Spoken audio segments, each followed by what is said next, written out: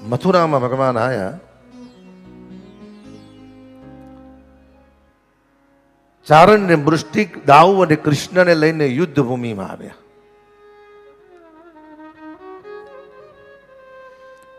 ત્યાં તમારા મારા જેવાને જ પ્રશ્ન થયો,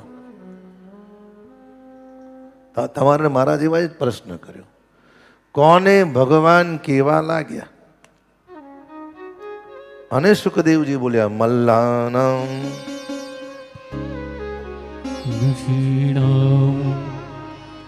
સુરપતે મૃત્યુર્ભોજપતે વિરાડ મતુલા મૃત્યુર્ભોજપતે વિરાડ. દાઉ અને કૃષ્ણ કંસના દરબારની અંદર રણભૂમિમાં ચારણ ને મૃષ્ટિક સાથે રમી રહ્યા છે, યુદ્ધ કરી રહ્યા છે. સુખદેવજી બોલ્યા કે ભગવાન કેવા લાગે છે? હે પરીક્ષિત, મલ્લાનામ નિદ્રુમ નરવરો સ્ત્રીરો સ્મરા શ્રીણામ સ્મરો મૂર્તિમાન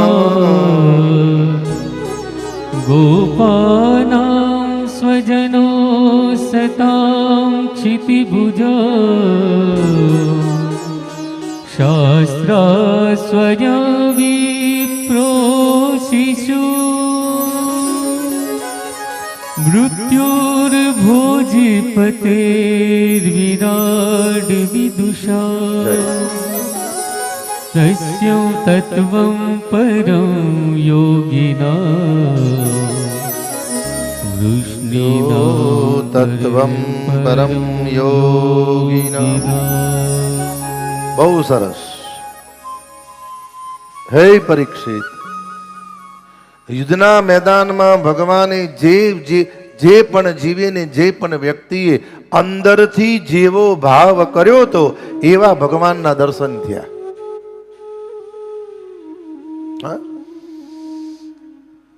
ભાઈ, વેરીને વેરી લાગ્યા, પ્રેમીને પ્રેમી લાગ્યા, ભક્તને ભક્ત લાગ્યા. અમુક સ્ત્રીઓને પોતાના પુરુષ જેવા લાગ્યા, અમુક સ્ત્રીઓને પોતાના દીકરા જેવા લાગ્યા.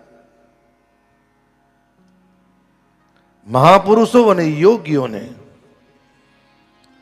ભગવાન પોતાના ઈષ્ટદેવ અને પરમ તત્વ પરબ્રહ્મ લાગ્યા. સાહેબ, અને કલિયુગમાં કેવલ ભગવાનનું બધી મગજમારી છોડી દો. શું થયું? 12 વર્ષ સુધી સાંડીપણીના આશ્રમમાં ભગવાન બન્યા છે. સાંડીપણીને આ ચક્કર આવી ગયા છે. અત્યારે ગર્ગાચાર્યને પૂછે છે,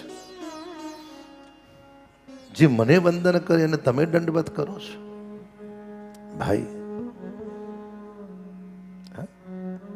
દીકરો નાનો હોય ત્યાં સુધી મા બાપને પગે લાગે.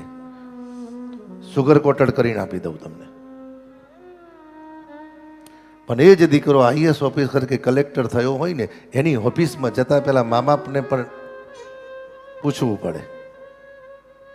હા, ભલે એના માતા પિતા છે પણ પૂછવું પડે પટાવાળાને કે સાહેબને કે તારા મમ્મી પપ્પા આવ્યા છે. એને ટાઈમ હોય તો નહીં કે please mom you are wait. ભાઈ,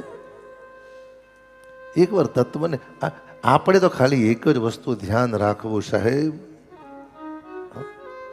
અમે જેવા છે ને એવા તારા છે.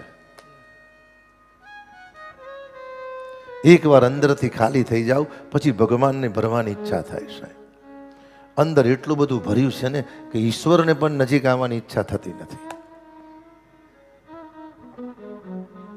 એટલું બધું અંદર ડાબીને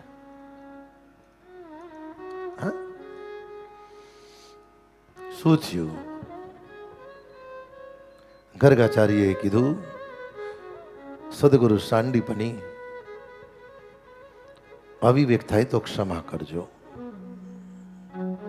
અને આપે મને પ્રશ્ન કર્યો ને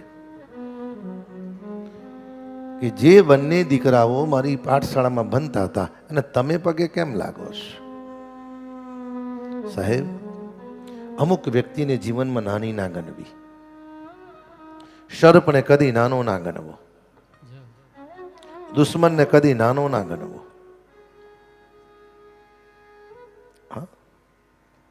મચ્છર મગતરાને કદી નાનું ના ગણવું. મગતરું લાગે નાનું પણ હાથીના કાનમાં ઘૂસી જાત હાથી નહીં મારી નાખે.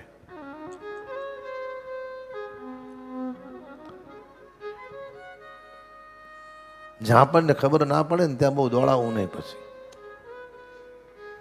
તારે સાંડીપનીએ પૂછ્યું ત્યારે ગર્ગાચાર્યએ કીધું, મહારાજ તમે જેને તમારા વિદ્યાર્થી માનો છો ને,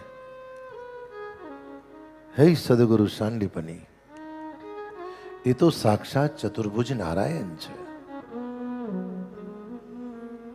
ચતુર્ભુજ નારાયણ.